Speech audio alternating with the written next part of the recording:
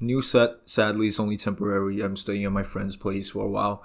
But anyways, today we are going to talk about the Moondrop Kato. I've owned this pair for around a year. I think I bought this from my friend around June 2022. So it's been, give or take, 8 months, I guess. So the reason that this pair is quite famous, not only for the fact that it looks aesthetically very pleasing, which we will get to that later, but also by the fact that this whole config is only done by a single DD. For the layman terms, basically you have drivers, you have balanced armatures to control the whole spectrum of the frequency. And for this thing right here, you only have one speaker. You have one little driver inside of it to control everything, the bass, the mids, the trebles, everything. And it is done quite well. And in terms of how it sounds, let's actually get into it.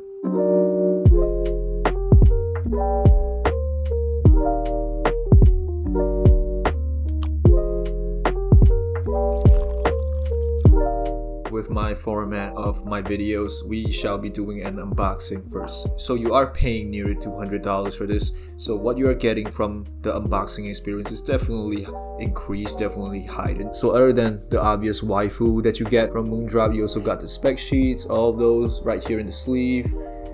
Taking it out, you are greeted with this type of inner box where you open it up. I hope I don't Linus Tech Tip the stuff inside. And you are greeted with another cardboard. So going into the box, you will be continuously greeted in the form of waifus, a manual. I don't know why do you need a manual other than you're literally just listening to stuff like this. A tip box that has two sets of tips, one foam tips and the other the most well-renowned spring tips. And to be honest, having this tip box is definitely a step up in its game for presentation. You have a little goodie bag where inside here you will have another set of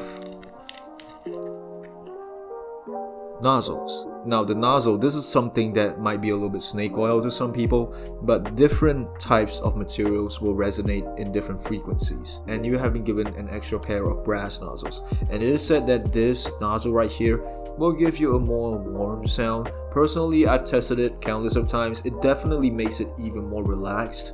Maybe it has a little bit of a placebo warmth to it. Bass slightly elevated, but it doesn't really do it to the point where you're buying two types of IEMs for the price of one. So I mean, it is still quite a good thing that Moondrop actually presented this and also implemented it into something like this. Continuing on, definitely you are given a case. It's a case. And last but not least, well, I already took out my head shells, but you are greeted with the Kato head shells inside here. And oh yeah, I totally missed out on one thing. The cables, the cablets. This thing right here, to be honest, as a stock cable is already very premium as it is. It definitely loses ever so slightly in aesthetics when we're talking about certain new cables like for what I've handled, the Lasure S12s and the recent BQEYZ winner, stuff like that. But definitely it's just an aesthetic, and you know, 英文这样讲手感哦，忘记去了。With all that out of the way, let's finally talk about the build and fit. Now the build definitely, of course, is made out of full body metal, and it has quite a heft to it. This thing actually feels very premium in the hand. It is shiny, it has a very chromed out finish, so you are paying for something that looks quite luxurious. Now sadly, if you look at my B-rolls, you will definitely see that my Katos are very scratched up, only because this thing is technically a tour unit. I bought it off of a guy. It was definitely too good of a price to not pay for this with the sacrifice of aesthetics. So yeah, I'm only buying this purely because I enjoyed listening to it. But now in terms of the fit, this thing, honestly, even though it is a little bit hefty, it is on this heavier side, it fits very well. And especially with the spring tips, it is so soft, it is so comfortable. I have no complaints. I can wear this for hours on end. I worn this for at least 8 hours, I think, for the past 2 days while I'm preparing to revisit this and give this a proper review. But there is only one thing that I would like to comment on this. Because the spring tips are a little bit too soft, you will feel like it doesn't really have that much of a seal unless I'm sitting literally just in front of the screen doing my stuff. Chances are, if I'm doing chores, I'm going here, I'm going there, I'm walking here, walking there, this thing might have a little bit of a problem in terms of like perfect seal. But it's not really that big of a deal. When I'm doing other chores, I just switch it up to other third-party tips and that's it.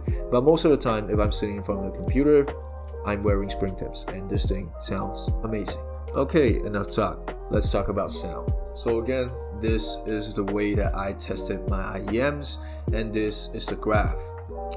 Please don't sue me. Please don't copyright me. I just want to show the graph. As it is, just looking at the graph, the Moondrop Kato is definitely a mild V-shaped IEM. To me personally, it sounds quite balanced. Tonality wise, it's quite neutral. Maybe because of its relaxed signature, it might have a little bit of a placebo thinking that it's warm, but I've tested it numerous times, maybe a little bit. So starting this off, the bass is definitely something that is well done, but at the same time, you sometimes wish it has a little bit more that the bass is adequate in terms of presence, but definitely lacks a little bit of that impact. Sub bass is definitely there as well, but definitely it has less of the rumbliness, less of the presence. Kick drums are something that's a little bit special here. It has a lot of airiness to it. It has that, but it doesn't really have that thumpiness that you probably are expecting from certain IEMs. Bass notes, on the other hand, sounds lean, sounds luscious, but it has that body to it. It sounds lean, but it has body to it. That probably sounds quite weird at this point, but that's what I'm going for. And of course, since it has such a mild presence in bass, it definitely does not have any sense of bass bleed. As it is, for certain people who think that the aria has a little bit too much bass, or people who know the aria signature, this thing has slightly less bass than the arias. That's all I have to say in terms of comparison. Going on to the mids, this is where I feel like the price justifies itself. We always know that the mids for entry grade IEM certainly has that very slight drawback in terms of like maybe certain things sounds more recessed, certain things doesn't really sound that lively, certain things are a little bit colored, a little bit thin, a little bit hollow, a little bit nasally of a vocal voice. This thing performs quite well, and I only have 3 words to describe everything because I will be repeating a lot of things, but it always circles around these 3 words: relaxing, smooth, natural. These 3 words are all you need to know about the mids. Vocals, I think, if in comparison to arias, because I think that's probably the best way that I can give you in terms of an analogy. Arias are a little bit more harsh. This thing is a little bit more natural, a little bit more smoothened out, a little bit more relaxed. Tonality on the arias is definitely a little bit on the brighter side. This thing is just very natural. It doesn't really overemphasize anything. It doesn't really subdue anything. It just presents it as it is. I wouldn't call this transparent because it lacks that form of like, airiness, that form of dryness to it.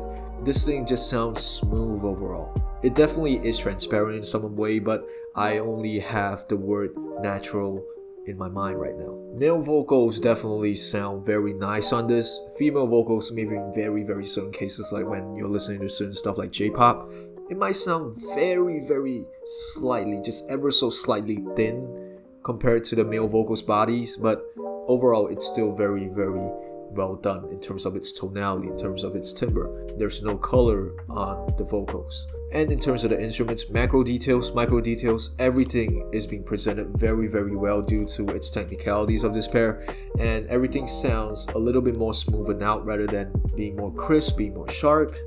This thing is definitely something that I personally can say, if you want a melee but you have better treble, you definitely can go for this pair because the mids and trebles are done so well, so smoothed out. It is so relaxing to listen to this hours and hours on end, which now we will come to the treble part. Again, not really much I can say about this. Cymbals, hi-hats, drums, everything that's peaky doesn't really have that peak. It sounds smooth, it sounds very clear, but the thing with this is that it smoothens out the very top peak of it, so you don't really have that peakiness, you don't really have that heat when you're listening to certain hi-hat stuff like that. Even like arpeggios or like sweep picking from guitar, everything sounds smooth. Now in terms of technicality, I think all of what I've said so far probably speaks for itself. The dynamics are definitely something very amazing on this pair. If you think the arias are good in terms of like dynamics and detail retrieval, this thing definitely steps it up. But at the same time, again, relaxing, smooth, natural.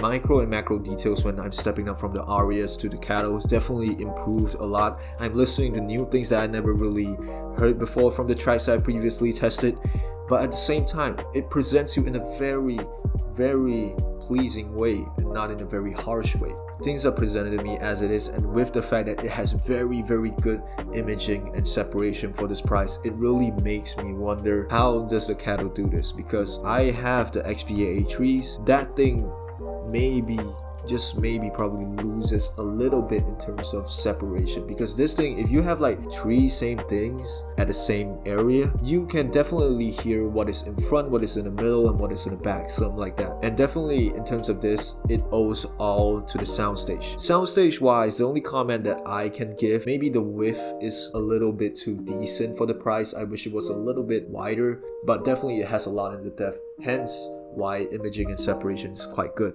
So in conclusion, the Moondrop Kato, would I recommend someone to buy these in 2023? Definitely. If you want a pair that has prowess, you want a pair that has the technicalities, the detail retrieval, but then again, you don't want something that's harsh. You don't want something that really is aggressive. It sounds very fun, but at the same time, once you listen to it past the 30-minute mark, it gets fatiguing. This pair is the way to go. Or maybe I'm just a sucker because my personal favorite pair, my personal endgame pair, is my XPA A3s. This thing right here definitely stands the test of time, and it is something that I personally like to revisit every now and then. So with all that being said, I think there is one reviewer that I've watched about the Katos, I forgot who it is. He said this thing is a pair of IEMs that you can wear comfortably while you're working or doing something else. Because even though you have so much details coming to you, it doesn't really distract you because it's so relaxed, it's so smoothed out, everything is presented so softly to you. That is probably why the Kato stands the test of time, and why I would probably recommend it to people should they want something and has the budget to purchase it. That is it for this video. Thank you for watching, and I'll see you guys next time.